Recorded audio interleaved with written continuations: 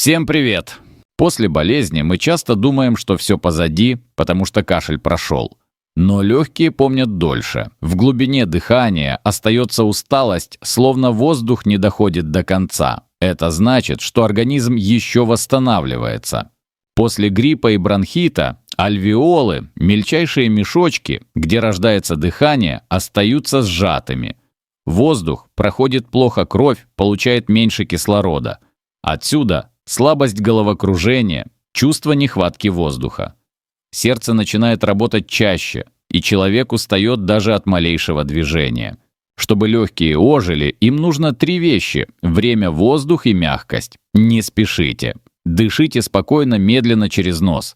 Каждый вдох должен быть теплым, а выдох длинным. Такое дыхание расправляет легкие, улучшает кровообращение и возвращает телу энергию. Помогают и простые привычки прогулки на свежем воздухе, влажный теплый климат дома, вода, богатая магнием, продукты с омегой-3, рыба, орехи, зелень. Легкие любят чистоту, покой и свет. Когда человек перестает спешить, дыхание само становится глубже.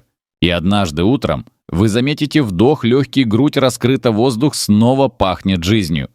Это значит, что болезнь ушла. А вместе с ней страх.